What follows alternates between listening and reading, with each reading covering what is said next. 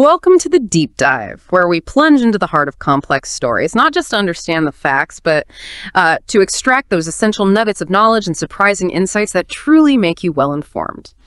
Today, we're taking you on a journey to the very edge of war over a tiny, unassuming rock in a story that honestly feels like it was ripped straight from the pages of a geopolitical thriller. The remarkable thing, it's all true. Indeed. Our mission today is to unpack what became known internationally as the IMEA crisis, or more commonly in Turkey, the Kardak crisis. This was a truly pivotal moment that, in 1996, brought two NATO allies, Turkey and Greece, to the absolute precipice of armed conflict. We're going to dissect the intricate layers of this fascinating crisis, exploring its deep historical roots, the intense political pressures that fueled it, the high-stakes strategic maneuvers deployed by both sides, and, crucially, the delicate yet powerful diplomatic interventions that ultimately averted a full-blown war. You'll gain an understanding of not just the sequence of events, but why it mattered so deeply, and what profound lessons it continues to hold for international relations and, well, the future of regional stability. Right. With that broader historical canvas laid out, let's zero in on the immediate context that shaped the Turkish approach to Kardak. So what does this earlier decision by the military advising against direct intervention tell us about their mindset going into the Kardak crisis? Well, it provides absolutely critical context for understanding the military's more cautious and measured approach during subsequent crises, like the Kardak incident we're about to explore. It profoundly underscores their deep awareness of the broader, often unforeseen implications of armed conflict.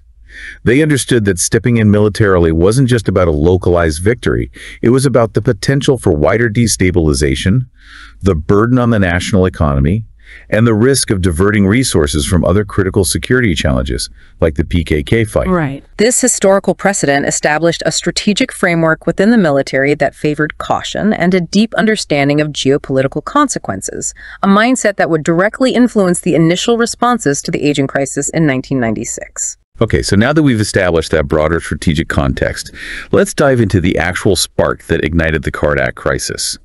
It all began on a seemingly quiet Christmas day, December 25th, 1995, when a Turkish cargo ship, the Figen Akkad, ran aground in the Aegean Sea. And here, the geographical nuance is absolutely crucial, more than just a minor detail. The vessel didn't just hit any landmass, it struck a rock formation, specifically. That's key. It wasn't a populated island, not even a recognized islet with permanent features. Just rocks. Exactly. This rock formation is strategically located just 3.8 nautical miles from the Turkish mainland and 5.5 nautical miles from the nearest Greek island, Kalymnos. Historically, this particular rock, known as Kardak to the Turks and Imia to the Greeks, held an intriguing past. It was registered to Muğla, a province in Turkey, during the Ottoman period. This historical registration, a point of significant contention, laid the groundwork for a sovereignty dispute even before the Figen Akkad ever ran aground. Precisely. So when the Figen Akkad found itself stuck, the Greek Coast Guard, following what might seem like standard maritime procedure, promptly offered assistance. But here's where things instantly became infused with a deeper, more nationalistic meaning. The Turkish captain, asserting unequivocally that the grounding had occurred in Turkish territorial waters, politely but firmly insisted on waiting for Turkish support. The seemingly minor refusal, a simple act of waiting, immediately transformed a routine maritime mishap into a symbol of disputed sovereignty, escalating the incident beyond the purely practical. And the resolution of the grounding itself became a critical point of contention, leaving a lingering ambiguity that both sides would exploit. The Figen Akkad was eventually pulled off the rock, not directly by the Greek Coast Guard, but by a Greek vessel that had been chartered by a Turkish shipping company. Ah, interesting detail. Yes. Once freed, the ship proceeded under its own power. This unconventional resolution created a crucial narrative vacuum. Who actually rescued the ship? And what did that imply about the sovereignty of the rock it ran aground on? Each side could spin the narrative to their advantage, seeding deeper distrust. And fill that vacuum they did with a full-blown diplomatic firestorm. Within days, the polite offers of assistance gave way to a sharp exchange of notes. On December 29th, 1995, Greece sent a diplomatic note to Turkey, claiming the ship was rescued from a Greek rock they unequivocally called IMEA, asserting their territorial claim. Turkey's response was immediate and equally firm. On the very same day, December 29, 1995, its foreign ministry countered, stating with no room for ambiguity that it was a Turkish rock named Kardak. This swift tit-for-tat exchange of diplomatic notes instantly elevated the situation from a mundane maritime incident to a direct, undeniable sovereignty dispute. The lines of contention were drawn starkly, making it clear this was no longer just about a grounded ship, but about national territory and prestige. What's truly fascinating here is how the media then took this relatively quiet diplomatic spat and absolutely exploded it onto the public stage. While those initial diplomatic exchanges continued in the first weeks of January 1996, public awareness was incredibly low. This was largely confined to foreign ministry discussions. But that quiet was shattered dramatically on January 20, 1996, when a Greek periodical called Gramma broke the story, revealing the escalating crisis to the public for the first time. This marked the pivotal shift from a contained diplomatic issue to a public spectacle grabbing national headlines. And it didn't stop there. Just 4 days later, on January 24, direct antenna television in Greece sensationally ramped up the story even further. They ran inflammatory reports that openly suggested Turkey might even declare war using dramatic music and graphics. Wow. This was pure, unadulterated media frenzy designed to whip up public sentiment and pressure the Greek government into a stronger stance. Fueled by this widespread sensationalism, provocative acts began almost immediately, turning rhetoric into action. On January 26, the mayor of Kalymnos, accompanied by a Greek Orthodox priest and a group of journalists, sailed to Kartakimia. In a highly symbolic and incredibly provocative gesture, they defiantly landed on the rock, raised a large Greek flag, and sang nationalistic songs. This was not just a political statement. It was a deliberate performance designed for maximum public consumption and to assert Greek sovereignty in the most visible way possible. And predictably, the counter-response from the Turkish side was swift and equally dramatic, almost a mirror image.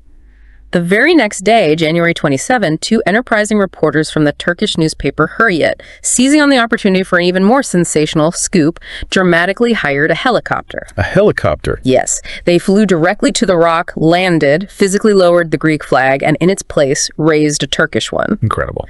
The media on both sides had now become active participants, not just observers, in escalating this crisis, directly provoking each other in a dangerous game of national pride. The Greek government, reacting to this intense media and public pressure, felt compelled to act decisively and militarily. They swiftly dispatched Greek commandos to the rock. These commandos removed the newly raised Turkish flag and re-raised the Greek one. So military on the rock now. Exactly. Yeah. At this point, the crisis had completely transformed from a territorial dispute into a direct military confrontation, pushing both nations dangerously close to an actual armed conflict. The symbolic gestures had given way to uniformed personnel taking physical control. This was no longer just about flags, it was about military presence and asserting physical control over the disputed territory. Here's where the story takes a truly Hollywood-esque turn, a midnight maneuver that arguably changed everything and pulled the two nations back from the brink. On the night of January 30, a critical, top-secret operation took place. Turkish SAT commandos, these are highly trained special operations forces akin to Navy SEALs, were deployed. Utilizing incredible stealth and precision, they managed to land not on the rock where the Greek commandos were, but on the other of the two rocks, which locals referred to as Ikik, meaning twin. This was a masterstroke of strategic brilliance and tactical execution. The SAT commandos, navigating through a literal minefield of Greek naval vessels, using sophisticated diversion tactics and operating under the absolute cover of darkness, successfully raised a Turkish flag on Akish. This bold, covert move, championed and meticulously planned by figures like the naval commander Admiral Governor Kaya and specifically Lieutenant Ali Turkcell, effectively equalized the situation. Equalized how? Well, it shifted the balance of power dramatically. It created a new reality on the ground that prevented Greece from having the sole military presence on the disputed features. It put both sides in a precarious yet balanced mirror situation, where further escalation would put them on equal footing of responsibility. Neither side could claim sole control anymore. And that strategic equilibrium, that dangerous parity, ultimately led to the de-escalation. By February 1st, both sides, having understood the immense gravity of the situation and the mounting international pressure, finally withdrew their military personnel from both rocks.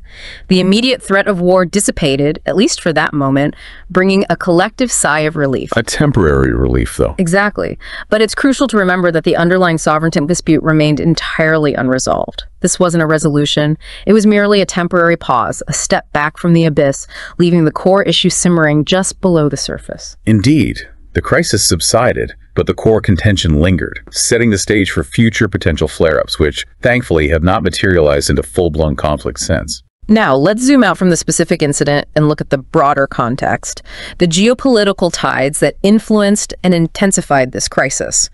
The Kardec crisis wasn't just a random flare-up. It unfolded within a very specific and volatile geopolitical landscape. It was happening in the immediate aftermath of the Cold War, a period of massive global restructuring and uncertainty, where old certainties had dissolved and new power dynamics were emerging. That's absolutely right. In this emergent New World Order, the United States had unequivocally cemented its position as the sole hegemonic power.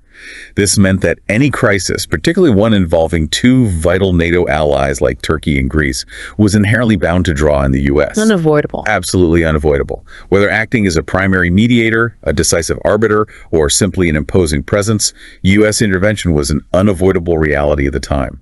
There was no other power with the diplomatic weight or military capacity to step in with such decisiveness on a global stage to prevent a conflict between two of its key allies. The U.S. priority was clear: maintain NATO cohesion at all costs. And while the U.S. was the dominant player, Russia, though weakened by the collapse of the Soviet Union, still exerted significant influence, particularly in its near abroad. Right. Its foreign policy in the Black Sea region and the Caucasus was still a significant factor that Turkey, when making its decisions, had to carefully consider.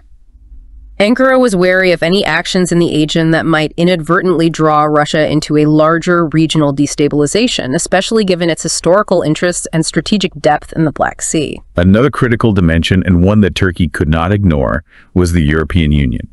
Turkey was actively pursuing EU membership at the time, a long and arduous process of reforms and negotiations. While Greece was already in. Exactly. Greece was already a full and influential member of the EU. This meant that any direct confrontation with Greece was effectively a confrontation with the entire European Union bloc. The EU was not a passive observer, and its stance became a significant external pressure point on Turkey. In fact, the EU issued two strong declarations, specifically warning Turkey against violating the sovereign borders of a member state, unequivocally framing Turkey's actions as an attack on the entire bloc itself, not just a bilateral dispute. This put immense diplomatic and economic pressure on Ankara, threatening its long-term European aspirations. So you can see how this was an exceptionally tense and precarious environment. The period after 1994, leading up to Kardec, saw a distinct intensification of regional conflicts worldwide from the Balkans to the Caucasus. This broader trend highlighted the inherent instability of the new global order, making the Aegean environment particularly volatile for a crisis like Kardec to erupt. It was less a calm sea and more a powder keg, and the Figen-Akkad incident was just the spark. And beyond the international stage, Turkey itself was navigating an incredibly complex and challenging domestic landscape.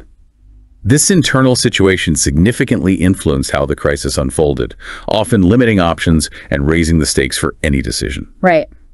Turkey was grappling with a unique strategic challenge, famously conceptualized by Ambassador Şükrü Elekdağ as a two-and-a-half-front war. Explain that a bit. Well, it meant the country was simultaneously managing significant security threats from its southern neighbor, Syria, which was actively supporting the PKK, its western neighbor, Greece, with whom it had deep-seated historical and territorial disputes, and critically, the ongoing internal struggle against the PKK terrorist organization within its own borders. Imagine trying to balance military deployments, intelligence resources, and political capital across three such demanding fronts at once. It was a massive drain on resources and a constant strategic dilemma for the general staff. And in this challenging context, the military held an incredibly elevated prestige. They were actively engaged in the high-stakes fight against the PKK in the southeast, a campaign that garnered them significant public support and influence as protectors of national unity and security. Their voice in national security matters was paramount, often carrying more weight than the civilian governments in moments of crisis, creating a complex dynamic where civilian leaders had to carefully consider the military's views and public backing. Compounding this was Turkey's precarious governance. The government under Prime Minister Tansu Çiller was a weak, short-lived coalition. formed right after the December 24th, 1995 elections. It was government struggling for legitimacy and internal cohesion cobbled together from disparate parties. Right, very unstable. This kind of fragile political arrangement made decision-making inherently more unstable and susceptible to internal pressures and infighting, especially during a high-stakes international crisis where national pride was at play. Every move was scrutinized, and dissenting voices from within the coalition could destabilize the government further. Adding another layer of instability, Turkey was also still recovering from a severe economic crisis that had hit in 1994. The economy was still fragile, dealing with high inflation and unemployment. Economic headwinds always complicate national decision-making, as leaders must weigh the financial implications and potential costs of any military or diplomatic action.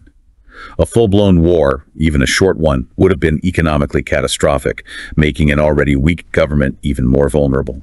And if all that wasn't enough, the country was experiencing significant internal divisions, particularly concerning the concept of secularism.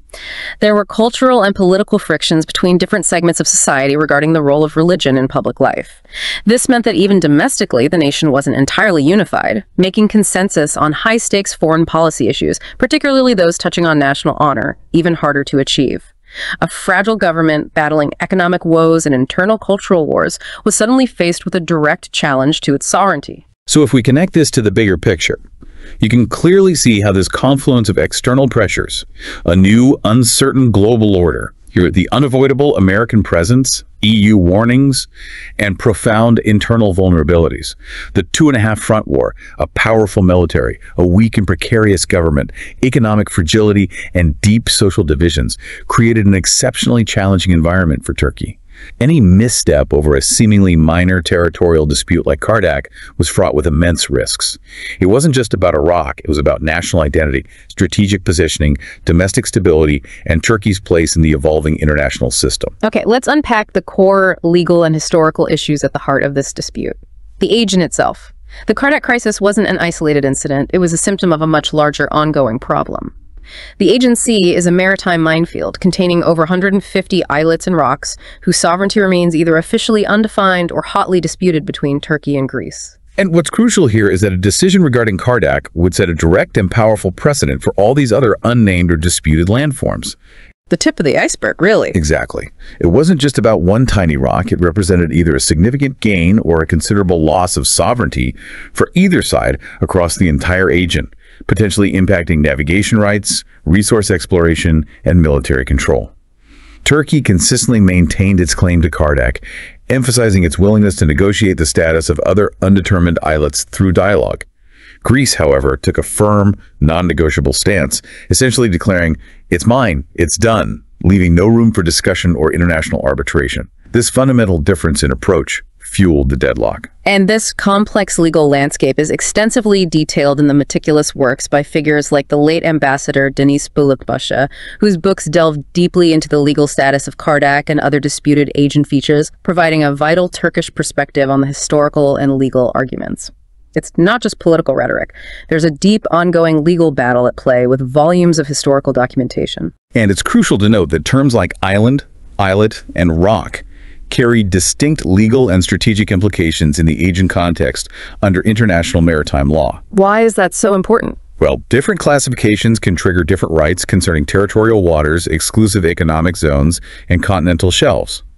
Their precise use and interpretation are absolutely central to the dispute, as seemingly minor linguistic differences can have monumental consequences for sovereignty and resource rights. Calling Kardak a rock versus an islet could change the entire legal calculus. So it becomes clear that the Kardak crisis was a reflection of deeper, ongoing tensions in the Aegean that had been simmering for decades, really, ever since the 1974 Cyprus peace operation profoundly altered the regional balance. It wasn't a sudden explosion. It was the culmination of long-standing grievances and conflicting interpretations of international treaties. A critical historical precursor directly impacting the Aegean context was the Hamburg Agreement of 1979. This international convention governs search and rescue operations in international waters, defining responsibilities and zones. What's fascinating here is Turkey's swift and strategic action. It ratified the agreement on January 7, 1989, before Greece did, which ratified it on March 20, 1989. Getting there first. Precisely. This proactive move by Turkey was considered a significant diplomatic victory, as it allowed Turkey to define its search and rescue zones in the Aegean to its advantage, overlapping with areas Greece considered its own. Greece subsequently recognized the strategic implications and sought to overturn this win, initiating a diplomatic tug-of-war over operational control in the Aegean. Then came what many view as the immediate pre-crisis spark. UNCLOS, the United Nations Convention on the Law of the Sea, which Greece ratified in July 1995. This was a critical turning point, because UNCLOS permits countries to extend their territorial waters up to 12 nautical miles from their coastlines. While Greece reserved this right, effectively signaling its intention, Turkey's 1976 diplomatic note had already explicitly declared any extension beyond 6 miles in the Aegean a casus belli, an act of war. A reason for war. Yes. This created an extremely volatile environment.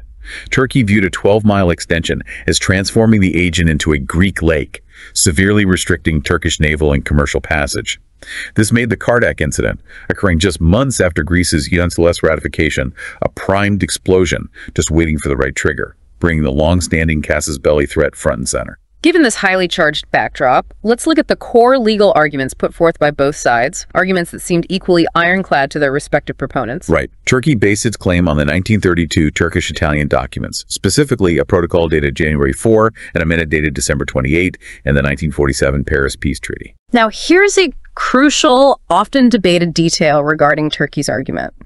The January 4th, 1932 document, a protocol delineating boundaries for certain Dodecanese islands, importantly, does not mention Kardak at all. Okay. While the December 28th, 1932 document, a technical minute, does detail the transfer of certain islets, including Kardak, to Italy, it was never signed, ratified, or internationally registered as a treaty. That's huge. It's a colossal point for Turkey's argument, as it means the document never legally entered into force and therefore could not definitively transfer sovereignty. Turkey additionally asserted that Kardak was historically registered to Muğla province since the Ottoman period, reinforcing its claim based on centuries of administrative records and continuous presence. Greece, on the other hand, countered by claiming that the 1932 documents, even if unsigned by one party, effectively conceded Kardak to Italy, and by extension to Greece, once the Dodecanese Islands were transferred. They also cited the Lausanne Treaty of 1923, which defined the maritime boundaries in the Aegean, and more importantly, the 1947 Paris Peace Treaty, which formally transferred those Dodecanese islands from Italy to Greece. Greece argued that Emia was implicitly included in those transfers as a small dependency of nearby Greek islands. Their consistent message was simple, unwavering, and often repeated publicly. Emia is Greek, leaving no room for ambiguity from their perspective and refusing any discussion of its status. So you have these two seemingly ironclad legal arguments, each with its own historical and textual basis, yet they are in direct contradiction. This brings us to a stark truth that you, the listener, must weigh. As it's often observed in international relations, everyone is right, but everyone is also wrong, only the strong are right. That's a stark observation. It is. So if both sides believe their legal arguments were ironclad, does that imply the legal frameworks themselves are almost secondary to raw power or diplomatic leverage in these kinds of disputes? That's the cold reality of it, often. Legal arguments, while necessary for legitimizing claims, often serve as frameworks or justifications for underlying power dynamics and strategic interests. In this instance, neither side was willing to concede the legal ground, precisely because of the precedent it would set for those 150 other disputed features. Right. When legal arguments become mutually exclusive, the dispute tends to escalate to other forms of leverage, political pressure, military posturing, or crucially, international mediation. The strength here isn't just military might. It's also diplomatic influence, economic resilience, and the capacity to withstand international pressure. In Kardak, the strength of the U.S. as a mediator ultimately overrode the direct legal contentions, forcing a de-escalation that neither party was willing to achieve through compromise alone. That puts the role of the individual decision-makers into even sharper focus. Let's turn our attention to the individuals who were at the helm during this crisis, the personalities navigating under truly extreme pressure, operating within that treacherous political and strategic landscape. First up, Tansu Çiller, then Prime Minister of Turkey. Çiller was operating on incredibly slippery ground politically. She had only just formed a weak, short-lived coalition government after the December 1995 elections, making her position inherently precarious. However, she had gained significant public prestige from her firm stance against the PKK, often adopting a strong nationalist rhetoric, and she was keenly aware of the opportunity to leverage any perceived military or diplomatic success for further political gain. She was also under immense pressure from her nationalist coalition partners, who, much like the public during the 1974 Cyprus crisis, were staunchly against any form of compromise on issues of national sovereignty. This made any perceived backing down politically toxic for her. Indeed. It was Siller who famously declared, "That flag will come down, that soldier will go," a clear and unequivocal reflection of her determination for a strong, decisive military response. During a critical meeting on January 29, 1996, with Undersecretary Anna Rayman and Admiral Gouverneur Kaya, she pressed Oman directly, demanding full assurance. "Is our file complete? Is the island ours?" Asking for certainty. Yes. When Oman affirmed it was unequivocally Turkish, Siller, with remarkable speed, immediately gave the order for military action. Her resolve was absolute, fueled by domestic political imperatives and a firm belief in Turkey's claim. Then we have Süleyman Demirel, the president of Turkey. A highly experienced statesman, having served as prime minister multiple times, he adopted the vital role of an elder statesman during this crisis, aiming to rise above partisan politics and foster national unity. Critically, he was fundamentally against going to war over Iraq, understanding the potentially catastrophic human and economic costs of such a conflict, especially given Turkey's already stretched resources. And he provided a crucial constitutional check, a powerful voice of reason. Confronting both Schiller and the chief of staff, he issued a stern warning that is still remembered for its gravity. "If it's an internal intervention, you don't need my permission. But if it's beyond that, the method is clear. You will need parliamentary approval." Drawing a clear line. Absolutely. "If it's war, I'm the commander-in-chief and I will not allow it." He famously cautioned them further. "If we go to war for Iraq today, tomorrow I will be the one held accountable, asking you, was there no other way than war for Iraq?" His powerful intervention pushed forcefully for diplomatic alternatives, demanding a reconsideration of immediate, unilateral military action and forcing a pause in the escalation. Next, Admiral Gouverneur Kaya, the naval commander, a pivotal figure in the actual military planning. Initially, he was understandably apprehensive about the prospect of a full-scale war, as military leaders are often keenly aware of the true human and material costs, far more so than politicians who might view conflict through a political lens. However, as a soldier, he prepared to follow orders, expressing his core philosophy: to do nothing or to do something. I prefer to do something. His personal memoirs indicate that the naval forces had, in fact, been conducting extensive, detailed studies on these specific rocks and the surrounding agent features for years, highlighting a proactive strategic awareness within the military that extended far beyond the immediate crisis, providing them with crucial operational knowledge when the order came. And then there was Onur Omen, the Undersecretary of Foreign Affairs, who found himself on the diplomatic front lines. He worked tirelessly to manage the crisis, noting Greece's consistent refusal to engage in bilateral negotiations. Instead, Greece preferred to escalate tensions through provocative actions and appeal to the European Union for support, effectively trying to internationalize the dispute on terms favorable to Athens. Omen, for his part, maintained a firm and unwavering stance that Kardak was unequivocally Turkish, based on his interpretation of historical documents and international law. However, a significant and enduring debate erupted, initiated by prominent journalists Gunari Çiavalu and Cengiz Sander, who accused Omen of intentionally withholding or suppressing crucial documents. What documents? These documents, they alleged, supposedly showed that Kardak's sovereignty, in fact, belonged to Greece, implying that Omen deliberately misled Prime Minister Çiller and pushed Turkey towards war based on incomplete information. This was a serious and politically charged allegation, raising questions about the integrity of the foreign ministry during a national crisis. Omen, naturally, strongly denied these allegations, arguing vehemently that it would have been absolutely impossible to hide such documents. He pointed out that copies of all relevant diplomatic correspondence and legal analyses were automatically sent not just to the foreign ministry, but also simultaneously to both the prime ministry and the presidency, making any deliberate concealment functionally impossible. Ambassador Deniz Bulukbaşı, a highly respected diplomat and legal expert on the Aegean, strongly supported Omen's denial, asserting that no such document could have been suppressed. Conversely, Ambassador Yalom Eralp, who served as a foreign policy advisor to Orman's successor, Mesut Yilmaz, seemed to lend credence to the accusations, suggesting the documents might indeed have been available. So, conflicting accounts even within the diplomatic corps. Exactly. This reveals a deep, politically charged internal dispute within the Turkish diplomatic community that continues to this day, leaving you, the listener, to weigh the evidence and consider the political motivations behind these competing claims. It highlights the lasting legacy of mistrust and disagreement, even among those who serve the state. This internal friction within the Turkish diplomatic and political establishment added another layer of complexity to an already volatile situation, making a unified response even harder to achieve. But then we come to a truly pivotal figure, an unsung hero diplomat whose quick thinking arguably averted a full-scale war, the late Enel Batu. Here's where his brilliance shone, a true moment of strategic genius under immense pressure.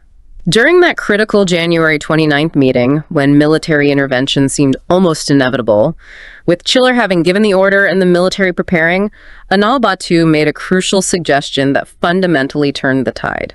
What was it? He calmly pointed out, there's another rock nearby, which locals call ikiç, meaning twin. He then proposed, since Greek soldiers are already physically on one rock, we should land our forces on the other rock. This will immediately equalize the conditions. The twin rock strategy again. Yes, he continued.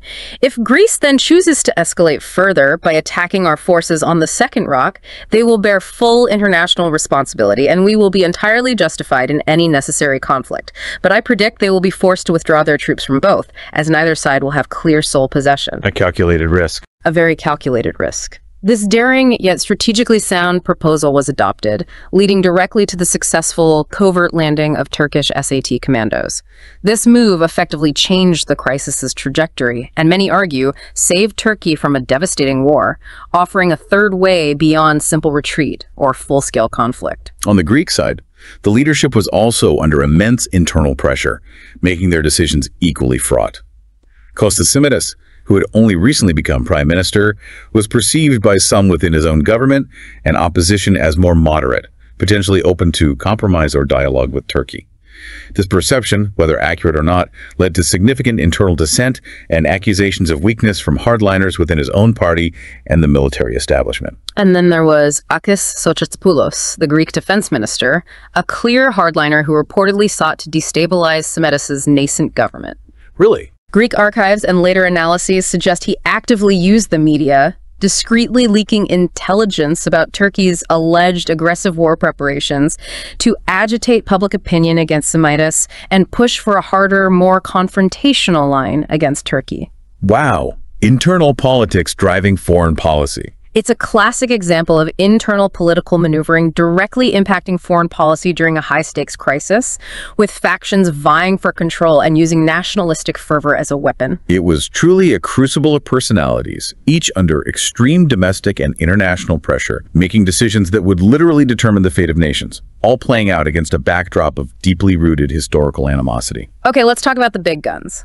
As the crisis reached its absolute peak, the role of international mediation became paramount, particularly the decisive intervention of the United States. Richard Holbrooke, the legendary American diplomat known for his intense and often blunt mediation, played a truly critical behind-the-scenes role. His intervention provided a truly shocking revelation about the true depths of the crisis and the hidden levers of power. Holbrooke, a master of brinkmanship, called Undersecretary Onur Uman, late on the night of January 31st, as the situation teetered on the very edge of outright war. Holbrooke, probing for confirmation of intelligence, asked if Turkey planned a landing on Kardak at dawn. And Ullman's reply was chillingly decisive and, frankly, jaw-dropping in its impact. That information is incorrect. We already landed tonight. Wow. Just like that. Just like that. The U.S., according to later accounts from Holbrooke himself and other officials, was reportedly shocked by this revelation. They had been monitoring both sides closely, but Turkey's covert operation had achieved complete surprise, shifting the strategic reality on the ground faster than Washington had anticipated. The immediate fallout was immense. Holbrooke immediately called Greek Foreign Minister Pangalos, who, upon hearing the news of Turkish landings from an American diplomat rather than his own military intelligence, reacted furiously, I can imagine. He immediately confronted his own prime minister and chief of staff, demanding to know why he was learning about critical Turkish military actions from the American State Department and not from his own country's defense apparatus. This dramatic moment unequivocally proved President Demirel's strategy right. A combination of strong diplomatic resolve and decisive, albeit risky, covert action when properly executed, could prevent outright war by creating a new, balanced reality that forced both sides to de-escalate. It was a clear demonstration of Turkey's strategic cunning and operational capability, and it effectively put the ball back in the U.S.'s court to mediate a solution. And President Bill Clinton himself was heavily involved in managing this crisis from the Oval Office. In his memoirs, My Life, then U.S. President Bill Clinton details the challenges he faced, particularly in reaching Prime Minister Siller, given her precarious political position and fluctuating accessibility. He ultimately found more consistent and productive engagement working primarily with President Demirel to manage and de-escalate the crisis, underscoring Demirel's pivotal role as a stable and seasoned counterpart for international engagement, a leader the Americans felt they could truly negotiate with to avert disaster. What's truly fascinating, and for many an unheard revelation, concerns the United States' behind-the-scenes capabilities, a powerful, unseen layer of influence during international crises. In a little-known post-crisis conversation, Holbrooke confided a stunning detail to our source. He revealed that had the crisis escalated to a full-blown shooting war between these two NATO allies, the United States possessed the capability to use advanced electronic warfare techniques to jam the electronic systems of both Turkish and Greek warships and missile systems. Wait, what? They could just switch them off? Essentially, yes. Think about that for a moment. Holbrooke grimly suggested that if missiles had been launched in that scenario, they would have simply hit fish in the Aegean. Hit fish. This effectively means the U.S., without firing a single shot of its own, had the capacity to neutralize any military action, disrupting command and control, rendering missile systems useless, and preventing a devastating conflict between two of its key NATO allies. This isn't just about jamming communications, it's about potentially making entire modern navies blind and deaf. That is incredible. It underscores the incredible, often unseen power dynamics at play during international crises. It shows that external powers can wield significant, even invisible influence to prevent or control conflict, far beyond traditional diplomatic pressure or overt military threats. Exactly.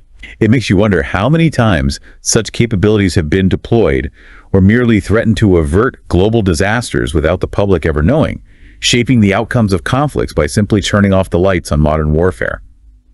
It speaks to a level of technological and strategic leverage that few nations possess, and it profoundly changes one's perception of what it means for a superpower to mediate a conflict. What a thought. It certainly changes your whole perception of what's happening behind the scenes during these intense moments of international brinkmanship. So, what does this all mean for the legacy of Kardak? The crisis ultimately concluded with the withdrawal of troops from both sides, successfully averting a full-scale war, a testament to the diplomatic efforts and the cautious actions of key individuals. However, the fundamental issue of Kardak's sovereignty remains unresolved to this day. The agreement at the time was simply a mutual withdrawal, not a delineation of sovereignty. It is still a lingering point of contention between Turkey and Greece, a testament to the enduring nature of such territorial disputes, which continue to periodically resurface and strain bilateral relations. And it had significant political repercussions, particularly in Greece. The Greek media largely portrayed the outcome as a Turkish victory and a Greek humiliation, leading to a wave of national self-recrimination. The Semitis government faced immense public and political pressure, and the defense minister, Akis Sochatsopoulos, was indeed forced to resign shortly after the crisis, a clear scapegoat for a perceived national failure. Moreover, the European Union made its stance unequivocally clear throughout the crisis. It issued two strong declarations, warning Turkey against violating the sovereign rights of any member state. The EU left no doubt that an attack on Greece was considered an attack on the entire bloc, reiterating the collective defense principle enshrined in its treaties and effectively signaling that Turkey's actions could jeopardize its long-term aspirations for EU membership. This crisis is indeed a captivating real-life thriller, full of high-stakes drama and intricate maneuvering.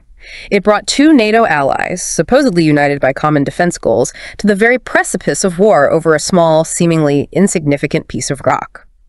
It's a powerful testament to the complex interplay of deep historical grievances, intricate and often conflicting legal arguments, volatile domestic politics, high-stakes military strategy, and crucial international mediation. It's a story for the ages, showing how quickly seemingly minor disputes can escalate into major international incidents, demanding swift and decisive action from all players involved. Absolutely. The Kardak crisis serves as a powerful reminder of how quickly seemingly minor disputes can escalate, especially when intertwined with deep historical grievances, fierce national pride, volatile domestic politics, and the shifting sands of global power. It showcases the razor's edge upon which international relations sometimes operate, and the critical, often unseen role of key individuals in external mediation in averting disaster when nations stand on the brink. So what does this all mean for you, the listener? Given that the status of Kardak and so many other islets and rocks in the agency remains officially undefined, what do you think is the enduring risk in this region, particularly in a world where new technologies like that electronic warfare capability we just discussed could dramatically alter the nature of conflict? And how might the lessons learned, or perhaps unlearned, from the Kardak crisis shape future confrontations in an ever-evolving geopolitical landscape? This isn't just history confined to the past, it's a living, unresolved question for the future of the Aegean.